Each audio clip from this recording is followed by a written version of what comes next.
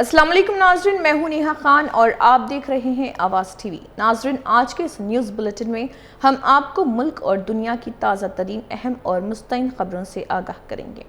सियासत, मईशत, खेल, कारोबार, मौसम और दीगर अहम वाक़यात की मुकम्मल तफसीलात हमारे साथ रहेंगी। आइए आगाज़ करते हैं आज की नुमाया खबरों से। सबसे पहले नज़र हेडलाइंस पर।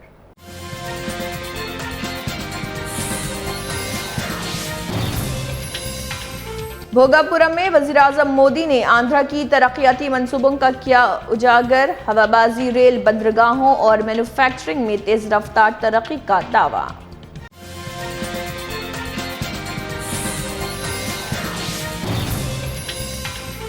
गुरु पूर्णिमा पर शिरडी साई बाबा मंदिर में अकीदत का सैलाब। 3 दिन में 7.81 करोड़ रुपए का अतिया, 3 लाख से जायद अकीदतमंदों ने दी हाजिरी।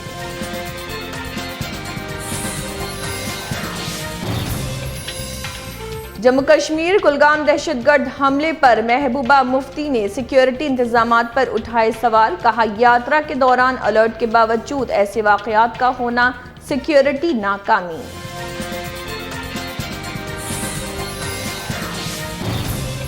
YSRCP का आंध्रा हुकूमत पर इंतखाबी वादे पूरे न करने का इल्जाम। राजीव रेड्डी ने DSC बेज़ाब्तगियों की तहकीकात और वजीर नारा लोकेश के इस्तीफे का किया मुतालबा।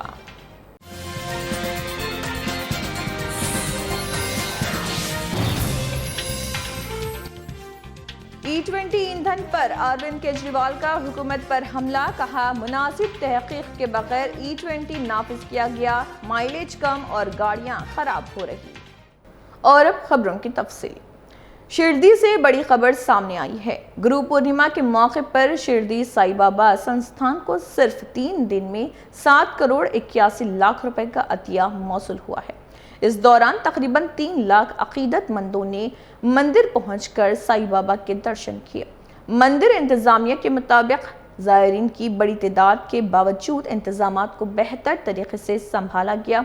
गुरु पूर्णिमा के त्यौहार पर शिरडी में अकीदत और रूहानी जोश का खास मंजर देखने को मिला। ओम साई राम। 28 जुलाई से 30 जुलाई तक गुरु पूर्णिमा उत्सव जो है श्री साई बाबा संस्थान और बाबा के जो भक्त जो है उन्होंने बड़े उत्साह के साथ यहाँ मनाया। 3 दिन की इस उत्सव में 3 लाख से ज़्यादा साई भक्तों ने जो है बाबा के दर्शन लिए। बाबा के भक्त जो है गुरु स्थान मानते हैं, तो दर्शन के बाद भर भर के दान जो है बाबा के झोले में अर्पण करते हैं। इस 3 दिन में जो है लगभग 7 करोड़ 81 लाख का दान जो है भक्तों ने दिया है। उसमें जो है डोनेशन काउंटर और हुंडी में जो है 3 करोड़।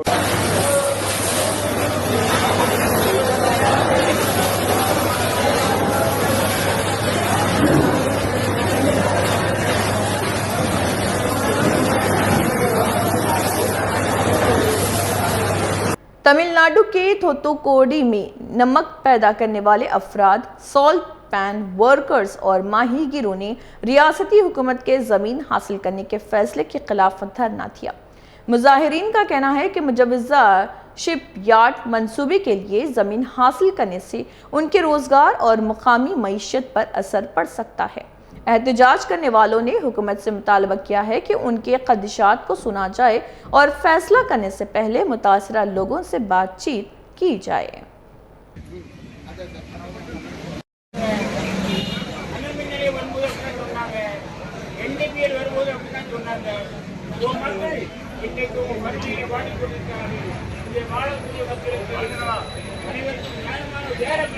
இது நாங்கள் ஏற்றுக்கொள்ளப்பட மாட்டாது. எங்களுக்கு இந்த அளம்தான் உயிர் மூச்சு எல்லாமே. இது போயிட்டுனா நாங்கள் கிடையாது. இதனால் இந்த அளத்தை நீங்கள் எடுத்துட்டீங்கன்னா எங்கள் வாழ்வாதாரம் முற்றிலும் பாதிக்கப்பட்டுரும். ஒரு காலம் நாங்கள் விட்டு கொடுக்க போகிறது கிடையாது. சங்கத்து மூலிமா எல்லார் மூலியமாகவும் நாங்கள் பொதுமக்கள் மூலியமாகவும் இது மூலிமா பல நிபந்தனை வச்சுட்டோம். இதுக்கு முந்தின ஆட்சியில் எங்களுக்கு இதை எடுக்க போகிறோன்னு சொன்ன உடனே இதே விஜய் அவர்கள் ஆட்சியில் நாங்கள் எடுக்க விட மாட்டோம்னு எங்களுக்காக அவங்க போராட்டம் பண்ணாங்க. இப்போ போராட்டம் பண்ணவங்க யாருமே இன்னைக்கு லெவலில் யாரும் அதுக்கு பதில் பேச மாட்டேங்காங்க. இந்த உப்பளத்தை நாங்கள் வந்து கடந்த 2 ஆண்டுகளாக இந்த போராட்டங்களை நாங்கள் ஒரு ஒன்று எடுத்த முந்தைய அரசு ஏற்படுத்திய திட்டங்களை இப்போ உள்ள அரசு இதை திருப்பி ஏற்படுத்தி தருது. முந்தைய அரசு தான் அந்த கற்பகட்டு தளத்துக்குன்னு இந்த இடத்தை கையகப்படுத்தன்னு முயற்சி எடுத்தது. ஆனால் இப்போ உள்ள முதல்வர் இந்த உப்பளங்களை எங்களுக்கு இந்த தொழிலாளர்களுக்கு எங்களோட வாழ்வாதாரத்தையும் நாங்கள் குறைஞ்சது 3 தலைமுறைக்கு மேலே இந்த உப்பு தொழிலில் தான் நான் வாழ்ந்துக்கிட்டு இருக்கோம். உப்பு தொழிலை நம்பி தான் இங்கே வாழ்ந்துக்கிட்டு இருக்கு. இந்த முள்ளக்காடு முத்தியாபுரம் மொத்த இந்த பகுதி வந்து பெரிய வெள்ள வடிகால் பகுதின்னு ஒரு சொல்லிக்கிடலாம். மொத்த வெள்ளமும் இந்த ஊர் சைடு வரும்போது இந்த உப்பளத்துகளில் வடிஞ்சு தான் கடலில் வந்து கலக்கும். அதனால் அதையும் நம்பி எங்களோட முழு உப்பு உற்பத்தி தொழிலை காது தட முதல்வர் அவர்களுக்கு எங்களோட முழு கோரிக்கை வைக்கிறோம். आंध्र प्रदेश में वज़ीर-ए-आज़म नरेंद्र मोदी ने कबायली लोक रक्स धमसा की शानदार पेशकश को सराहा। वज़ीर-ए-आज़म नरेंद्र मोदी ने कहा कि रियासत न सिर्फ तरक्की के रिकॉर्ड कायम कर रही बल्कि अपनी सकाफती विरासत को भी आलमी सतह पर नुमायां कर रही। उन्होंने कहा है कि वज़ीर आला चंद्रबाबू नायडू की खासियत है कि वो एक ही वक्त में तरक्की और सकाफत के मैदान में 2 रिकॉर्ड कायम करते हैं। धमसा रक्स ने आंध्र प्रदेश की कबायली रिवायत को नई पहचान दी है। आज का ये आयोजन नया इतिहास, नए रिकॉर्ड इसे रचने का भी है। आज एक और विकास के नए रिकॉर्ड बन रहे हैं, तो साथ ही ढीमसा डांस का सांस्कृतिक रिकॉर्ड भी रचा गया है। और ये चंद्रबाबू की विशेषता है कि उन्होंने 2 क्षितिजों को छुआ है। एक तरफ ऊंची आसमान को छूने वाली व्यवस्था, एयरपोर्ट का निर्माण, और दूसरी तरफ मेरे यहां के आदिवासी बहनों के द्वारा ढीमसा नृत्य का विश्व रिकॉर्ड बनाना। मैं चंद्रबाबू के इस विजन को विशेष रूप से सराहना करता हूं। कश्मीर के कुलगाम में दहशतगर्द हमले के बाद पीडीपी सरबराह महबूबा मुफ्ती ने सिक्योरिटी इंतजामात पर सवाल उठाए। उन्होंने कहा है कि आम लोगों को भारी सिक्योरिटी तैनाती की वजह से मुश्किलात का सामना करना पड़ रहा। इसके बावजूद सिक्योरिटी में खामियां सामने आ रही। महबूबा मुफ्ती ने इसे सिक्योरिटी नाकामी करार देते हुए मुकम्मल तहकीकात का मुतालबा किया। उन्होंने कहा है कि यात्रा के दौरान और हाई अलर्ट के बावजूद ऐसे वाकयात पेश नहीं आने चाहिए। मुझे लगता है कि ये सिलसिला रुकना चाहिए, और जो सिक्योरिटी है, जो यहाँ इतना सिक्योरिटी की वजह से लोगों को इतना अजाब है लोगों पे, उसके बावजूद ये इंसिडेंट्स होना, मुझे लगता है कहीं ना कहीं सिक्योरिटी में कोताही है। और दूसरी मेरी ये गुजारिश है कि एक तो यहाँ की जो गवर्नमेंट है उसको इन लोगों को मुआवजा देना चाहिए, वहाँ की तो देगी। दूसरा, इसका बाज़ाब्ता इन्वेस्टिगेशन होना चाहिए। यात्रा की वजह से इतनी सिक्योरिटी होने के बावजूद ऐसे इंसिडेंट्स क्यों हो रहे हैं। और दूसरा मेरी गुजारिश है, यहाँ जो एडमिनिस्ट्रेशन है, एलजी एडमिनिस्ट्रेशन है, दूसरी एडमिनिस्ट्रेशन है, जिस तरह अभी जो हमारा एक कांस्टेबल शहीद किया गया, उसके बाद हज़ारों लोगों को ओवरग्राउंड वर्कर का नाम देके पकड़ा गया, उनको डिटेन किया गया। अभी भी जो अनंतनाग में जो दुकानदार हैं उनकी हाजिरी, तुम्हारा सीसीटीवी कहाँ था, तुम्हारा ये क्या है, तुम्हारा, और अभी भी जेआईसी और हर पुलिस स्टेशन में लोगों को बुलाते हैं। ओजीडब्ल्यू के नाम पे 80 साल के आदमी को बंद रखा काफ़ी देर के लिए। तो कहीं ये दूसरा बहाना नहीं मिलना चाहिए यहाँ की सिक्योरिटी एजेंसीज को, यहाँ की पुलिस को, कश्मीरी लोगों को, आम कश्मीरी जिनका कोई लेना देना नहीं, वो तो बेचारे खुद शर्मिंदा ये क्या हो रहा है, क्योंकि हमारे बच्चे बाहर के रियासतों में पढ़ते हैं, लिखते हैं, हमारे शॉल वाले वहाँ जाते हैं, इस टेंशन का फिर वो शिकार हो जाते हैं। हम तो कभी नहीं चाहेंगे ऐसा होना चाहिए। तो मुझे लगता है सरकार को इसमें देखना चाहिए ये कहाँ कोताही हो रही है, किस तरह मिलिटेंटों ने आके इतनी सिक्योरिटी होने के बावजूद, आर्मी होने के बावजूद, सीआरपी पुलिस होने के बावजूद 2 निहत्थे लोगों को गोली मार के जो है। कश्मीर के कुलगाम में दहशतगर्द हमले के बावजूद अमरनाथ यात्रा पर जाने वाले अकीदतमंदों के हौसले बुलंद हैं। यात्रियों ने वापस लौटने से इनकार करते हुए कहा कि उन्हें भगवान और सिक्योरिटी फोर्सेस पर मुकम्मल एतमाद है। लोगों का कहना है कि दहशतगर्दी के खौफ से यात्रा नहीं रुकेगी। अकीदतमंदों ने दहशतगर्दों के खिलाफ सख्त कार्रवाई का मुतालबा किया और कहा कि अमन व अकीदत का सफर जारी रहेगा।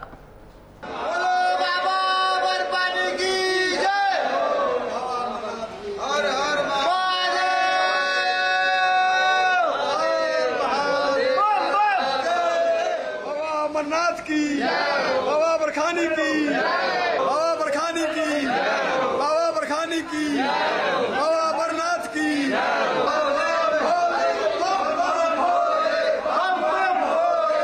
सब मालूम है, डरना नहीं है, हमको जाना है तो जाना है।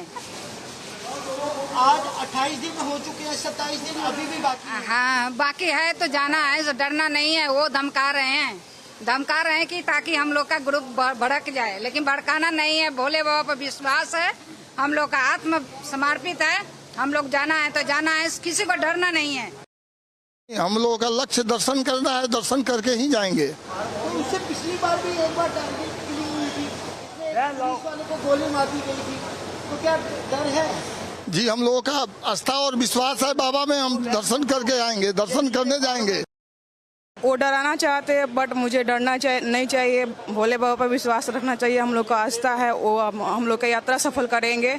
उनका काम है डराना, बट हम लोगों को नहीं डरना चाहिए। हिम्मत रख के अपनी यात्रा पूर्ण करनी चाहिए। तो ऐसे लोगों को क्या जवाब देना चाहिए? अपनी यात्रा पूर्ण करके और भारी से भारी संख्या में आकर उनके कड़ी से कड़ी जवाब देना चाहिए। मेरी यात्रा सफल होने के बाद उनकी कड़ी यही विफलता हुई कि मेरी यात्रा सफल हो जाएगी।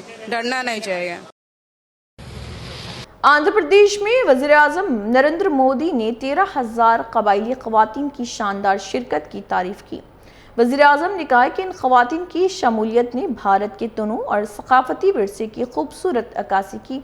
उन्होंने कबायली ख़वातीन के जोश, नज़्म व ज़ब्त और बेहतरीन कारकर्दगी को सराहते हुए उनका शुक्रिया अदा किया।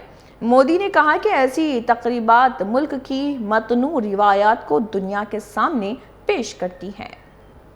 13,000 से ज्यादा आदिवासी बहनों और बेटियों की प्रस्तुति, उनका उत्साह, उनका अनुशासन और आदिवासी संस्कृति का गौरव, यह दृश्य वाकई अद्भुत था।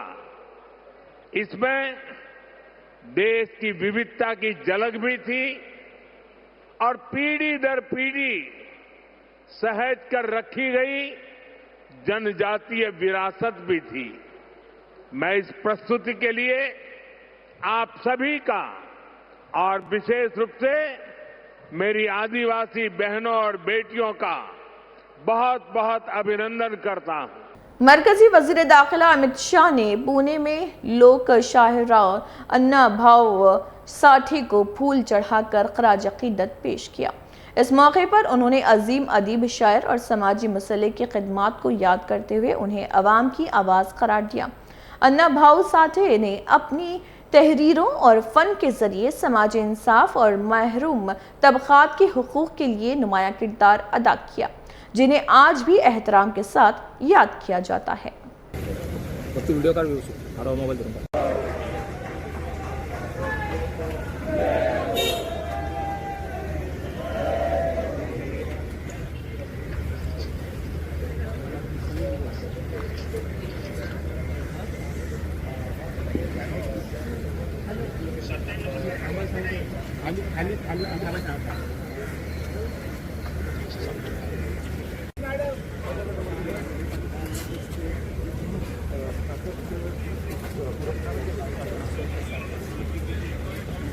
शिवसेना यूबीटी के रुकन पार्लियामेंट संजय रावत ने कुलगाम दहशतगर्द हमले के बाद मरकजी वजीर दाखिला अमित शाह के इस्तीफे का मुतालबा किया।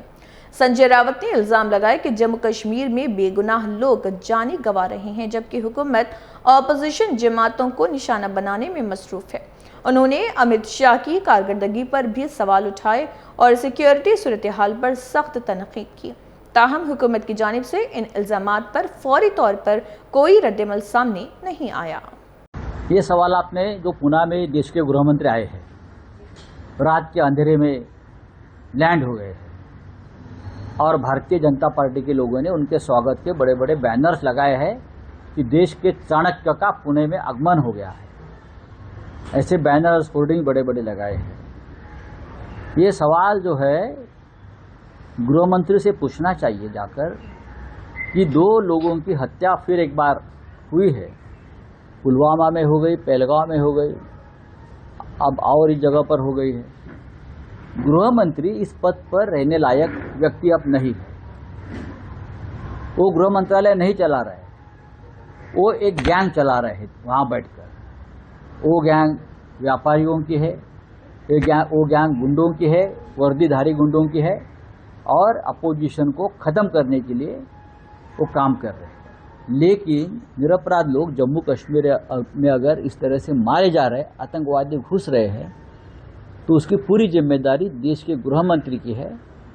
तो अब हमारा जो पार्लियामेंट में और बाहर जो आंदोलन चल रहा है वो गृह मंत्री के इस्तीफे के लिए है। ये एक नाकाम गृह मंत्री है, एक भ्रष्ट गृह मंत्री है और एक डरपोक गृह मंत्री है जो इस देश में मोदी जी के ऊपर अपने आप को समझकर काम कर रहा है। दिल्ली में E20 ईंधन के खिलाफ कौमी टाउन हॉल से कबल आम आदमी पार्टी के सरबराह अरविंद केजरीवाल ने मरकजी हुकूमत की E20 पॉलिसी पर सवाल उठाए। केजरीवाल ने इल्जाम लगाया कि हुकूमत ने मुनासिब तहकीक और मुताले के बगैर E20 ईंधन सार्फिन पर नाफिज किया। उनका कहना है कि इससे गाड़ियों की माइलेज कम हो रही है और कई गाड़ियां खराब भी हो रही हैं। ताहम हुकूमत की जानिब से इन इल्जामात पर फौरी तौर पर कोई रद्दमल सामने नहीं आया। तो इन्होंने कोई स्टडी वडी नहीं कराई सर, इन्होंने जबरदस्ती कर रखी। सर मिडिल क्लास पाई जोड़ के गाड़ी खरीदता है और उसके बाद अगर उस पे E20 थोप रहे हैं सरकार, तो क्या कहेंगे? तो गाड़ी भी खराब हो रही है, माइलेज भी खराब हो रही है, तो इसीलिए सरकार जबरदस्ती क्यों कर रही है? सरकार का क्या इंटरेस्ट है? इसका मतलब E20 पेट्रोल तो सही नहीं है सर, लेकिन फिर भी क्या कहेंगे प्राइस हाइक पे, क्योंकि बाकी दुनिया में प्राइस बहुत E20 का प्राइस लो है। आइए आज सारी बातें करेंगे। वाईएसआर कांग्रेस पार्टी की एमिगनूर हल्के के कोऑर्डिनेटर इर्राकोटा राजीव रेड्डी ने इल्जाम लगाया कि मखलूत हुकूमत 2 साल में अपने इंतखाबी वादे पूरे करने में नाकाम रही। उन्होंने कहा कि हुकूमत ने सुपर 6 और सुपर 7 जैसे वादों पर अमल नहीं किया और साबिक वाईएसआरसीपी हुकूमत के मंसूबों का क्रेडिट लेने की कोशिश कर रही। राजीव रेड्डी ने DSC भर्तियों में बेज़ाब्तगियों का भी इल्जाम लगाते हुए रियासती वज़ीर तालीम नारा लोकेश से अखलाक़ी जिम्मेदारी कबूल करते हुए इस्तीफ़े का मुतालबा किया। ताहम इन इल्जामात पर हुकूमत का मौक़िफ़ सामने नहीं आया। టీడీపీ ప్రభుత్వం ఈ కూటమి ప్రభుత్వం ఏర్పాటై ఈ రోజుకి 2 ఏళ్ళు అయిపోతుంది. ఈ 2 ఏళ్లలో మేము ప్రతి ఒక్కటి చేసినాం, అభివృద్ధి అన్ని ప్రతి ఒక్కటి చేసినాము అని చెప్పి ఏదైతే మాట మాట్లాడుతూ ఉన్నారో, ఎవరికి అభివృద్ధి ఇచ్చినారు, లేకపోతే మీరు ఇచ్చిన హామీల డేటా కానీ కూడా ఈ రోజు వరకు రాష్ట్ర ప్రజలకు మాత్రం ఎప్పుడు అందజేసింది లేదు. ఆ డేటా ఇచ్చింది, మేము పలానా చేసినాం, పలానా హామీ ఇచ్చినాము, పలానా హామీలో మేము కొన్ని ఇంతమందికి ప్రతి నియోజకవర్గంలో ఇంతమంది కేటాయించినాము అని ఏ రోజు చెప్పింది దాకా లేదు. 18 మహిళలకు కూడా 18 వయసు నుంచి 59 వయసులో ఉన్నంత వరకు ప్రతి ఒక్కరికి 1500 రూపాయలు ఇస్తామన్నారు. ఈ రోజు వరకు ఎమింగనూరు నియోజకవర్గం గురించి మాట్లాడదాం, ఎవరికి పంపించినారు, ఎవరికి ఇచ్చినారు, ఎవరికి ఇచ్చిన దాకా లేదు. ఇంకోటి నిరుద్యోగ వృత్తి 3000 రూపాయలు ప్రతి ఒక్క నిరుద్యోగికి ప్రతి నెల 3000 ఇస్తామన్నారు, సంవత్సరానికి 36,000. ఎవరికి ఇచ్చినారు, ఎంతమందికి ఇచ్చినారు, ఎంతమంది నిరుద్యోగులకి ఇచ్చినారు, ఎవరికి ఇచ్చిన దాకా లేదు. సిలిండర్లు అన్నారు, వచ్చిన ఫస్ట్ సంవత్సరంలో ఒక సిలిండర్ ఇచ్చినారు వాస్తవంగా, 2వ సంవత్సరం సిలిండర్లు కూడా డమాల్, అది బాయ. చేనేతలకి ప్రతి సంవత్సరం 24,000 ఇస్తామన్నారు, 24,000 ఇస్తామన్నారు, ఈ రోజు వరకు 2 ఏళ్ళు అయింది, 48,000 आया। केरला में ऑपोजिशन लीडर पिनराई विजयन ने PM श्री मुफाहमती मुआहदे पर मरकजी हुकूमत को निशाना बनाया। उन्होंने कहा है कि पार्लियामेंट में मरकज के जवाब से ये वाज़ेह हो गया है कि PM श्री मुआहदे से दस्तबरदार होने पर कोई कानूनी रुकावट मौजूद नहीं। विजयन ने कहा है कि इस जवाब ने हुकूमत के मौक़िफ़ पर कई सवालात खड़े कर दिए हैं। ताहम इस मामले पर मरकजी हुकूमत की जानिब से मज़ीद कोई रद्दमल सामने नहीं आया। PV അബ്ദുൽ വഹാബ് പാർലമെന്റിൽ ചോദിച്ച ഒരു ചോദ്യത്തിന് കേന്ദ്ര വിദ്യാഭ്യാസ സഹമന്ത്രി ജയന്ത് ചൗധരി നൽകിയ മറുപടിയിലൂടെ വ്യക്തമായത്. അതിൽ ഒരു തരത്തിലുള്ള സംശയത്തിനും ഇട നൽകാതെയുള്ള മറുപടിയാണ് കേന്ദ്ര ഗവൺമെന്റ് നൽകിയിട്ടുള്ളത്. പദ്ധതിയിൽ ചേരാതിരിക്കുകയോ ഒപ്പിട്ട ധാരണാപത്രത്തിൽ നിന്ന് പിൻവാങ്ങുകയോ ചെയ്താൽ എന്താണ് പ്രത്യാഘാതം? അതായിരുന്നു ചോദ്യം. ഒപ്പിടാതിരിക്കുകയോ ഒപ്പിട്ട ധാരണാപത്രത്തിൽ നിന്ന് പിന്മാറുകയോ ചെയ്താൽ PMC പദ്ധതി പ്രകാരമുള്ള ആനുകൂല്യങ്ങൾ നഷ്ടപ്പെടും. ഇതായിരുന്നു മന്ത്രിയുടെ മറുപടി. അതായത് ആ മറുപടിയിലൂടെ വ്യക്തമാകുന്നത് നിയമപരമായി പിന്മാറാൻ ഒരു തടസ്സവും ഇല്ല എന്നതാണ്. അപ്പോൾ വ്യക്തമായി കേന്ദ്ര സർക്കാർ ആ നിലപാട് തുറന്നു പറഞ്ഞു കഴിഞ്ഞു. ഇവിടെ കാവ്യ അജണ്ടകൾ പാഠ്യപദ്ധതിയിൽ ഉൾപ്പെടുത്താനുള്ള പുതിയ വിദ്യാഭ്യാസ പദ്ധതി, അതിൻ്റെ ഭാഗമായാണ് PMC കൊണ്ടുവന്നത്. അതാണ് സംസ്ഥാനത്ത് നടപ്പാക്കാൻ തയ്യാറല്ല എന്ന നിലപാട് LDF സർക്കാർ നേരത്തെ മുതൽ സ്വീകരിച്ചത്. ഇവിടെ നേരത്തെ ഞാൻ പറഞ്ഞതുപോലെ SSK ഫണ്ട് തടയുന്ന സാഹചര്യം വന്നപ്പോൾ MOU ഒപ്പിട്ട് എന്നത് ശരിയാണ്. പക്ഷേ PMC ഫണ്ട് സ്വീകരിച്ചിട്ടില്ല. PMC ഫണ്ട് ലഭിക്കുന്നതിന് വേണ്ടി സ്കൂളുകളുടെ പട്ടിക തയ്യാറാക്കി നൽകിയിട്ടുമില്ല. ഏതെങ്കിലും തരത്തിലുള്ള തുടർ നടപടികൾ PMC നടപ്പാക്കുന്നതിൻ്റെ ഭാഗമായി കേരളത്തിൽ സ്വീകരിച്ചിട്ടുമില്ല. ഇപ്പോൾ സ്കൂളുകളുടെ പട്ടിക നൽകാനും മറ്റ് തുടർ നടപടികൾ സ്വീകരിക്കാനും തീരുമാനിച്ചിരിക്കുകയാണ്. मगरबी बंगाल के बीजेपी रहनुमा सुवेंदु अधिकारी ने कहा है कि मुल्क की तारीख में पहली बार मरदमशुमारी 100% डिजिटल तरीके से की जा रही है। बंगाल के वज़ीर आला ने अवाम से अपील की है कि वो मरदमशुमारी के अमल को कामयाब बनाने के लिए मुतल्लिका हुकाम के साथ मुकम्मल ताउन करें। सुवेंदु अधिकारी का कहना था कि दुरुस्त और शफाफ मरदमशुमारी मुल्क की मनसूबाबंदी और तरक्की के लिए इंतहाई अहम है। আমি একটু আগেই আমাদের 16তম আদমশুমারি অর্থাৎ সেন্সাসের যে কাজ সেটা আমার নিজে শুরু করলাম বা শেষ করলাম। এবারের সেন্সাসে দুটি গুরুত্বপূর্ণ বিষয় আমরা সবাই জানি। 100% ডিজিটাল সেন্সাস হচ্ছে, আর তার সাথে সাথে সেলফ এনুমারেশন অর্থাৎ স্বগণনা এটাও প্রথমবারের মতো হচ্ছে। আমি রাজ্যের মুখ্যমন্ত্রী হিসেবে নিজে করলাম, আমি গোটা রাজ্যের জনগণকে এই কাজে সেন্সাস কর্মীদের সহযোগিতা করার জন্য আপনাদের কাছে আবেদন করছি। আপনারা নিজেরাও স্বগণনা অর্থাৎ সেলফ এনুমারেশন যে সুবিধা সেটা আপনারা গ্রহণ করবেন এবং ac.census.gov.in এর মাধ্যমে 1 থেকে 15 আগস্ট 2026 পর্যন্ত পরিবারের अक़वाम मुत्तहिदा के सेक्रेटरी जनरल एंटोनियो गुटेरेस ने गजा के लिए हाल ही में ऐलान किए गए असलाह तुर्क रोड मैप पर मुकम्मल अमल दरामद पर जोर दिया है। उन्होंने कहा कि खित्ते में अमन व इस्तेहकाम के लिए तमाम फरीकों को इस मंसूबे की पाबंदी करनी चाहिए। गुटरेस के मुताबिक रोड मैप पर मुयसर अमल ही कशीदगी कम करने और पायदार अमन की जानिब अहम कदम साबित हो सकता है। was announced already that there is a roadmap to implement these objectives. That roadmap must be followed without any question, skepticism, or determination to undermine it.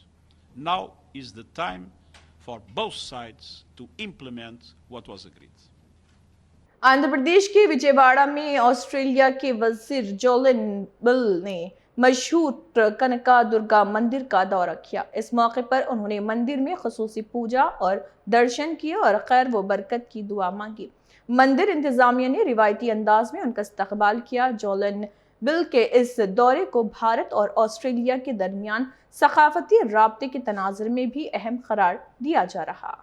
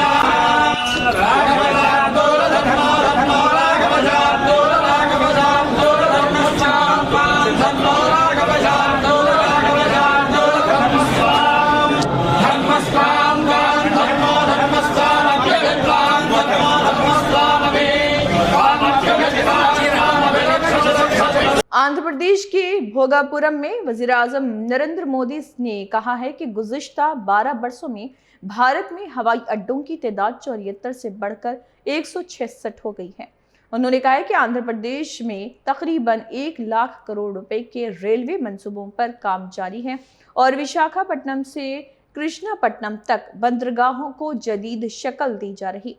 Modi ने कहा कि वज़ीर आला चंद्रबाबू नायडू की क़ियादत में आंध्र प्रदेश एक बड़ा मैन्युफैक्चरिंग हब बनेगा, जबकि आलमी कंपनियां भी रियासत में सरमायाकारी के मौके तलाश कर रही हैं, जिससे नौजवानों को रोजगार के नए मौके हासिल होंगे। बीते 12 इयर्स में देश के एविएशन सेक्टर ने असाधारण प्रगति की है। 2014 तक देश में केवल 74 एयरपोर्ट ऑपरेशनल थे। आज ये संख्या 166 है। एक समय था जब हवाई उड़ानें सिर्फ बड़े शहरों तक सीमित थी।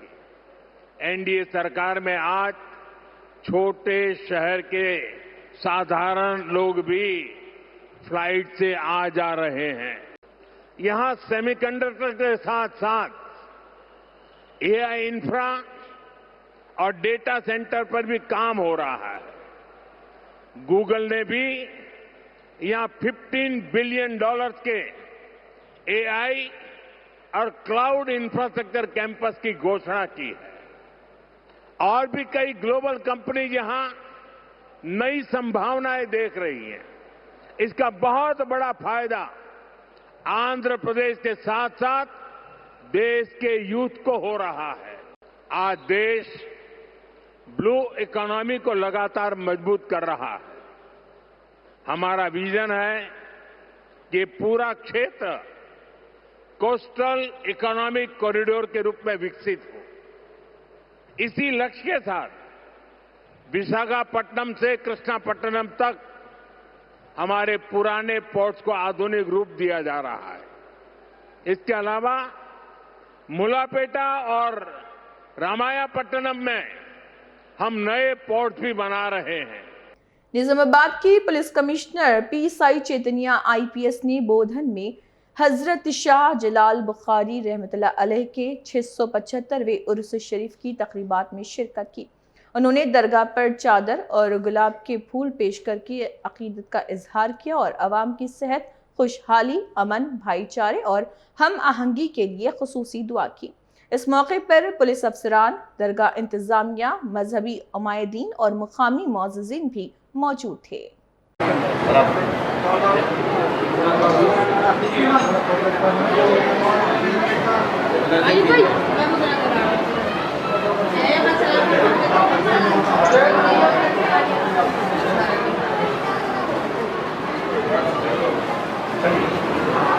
नाजरीन, आज के न्यूज़ बुलेटिन में इतना ही। मज़ीद ताज़ा तरीन खबरों, खुसूसी रिपोर्ट्स और बर वक्त अपडेट्स के लिए आवाज़ TV के साथ जुड़े रहिए। मैं हूं नेहा खान। आपकी मोहब्बत और एतमाद का शुक्रिया। अल्लाह ताला आपको अपनी हिफ्ज़ व आमान में रखे। अल्लाह हाफ़िज़।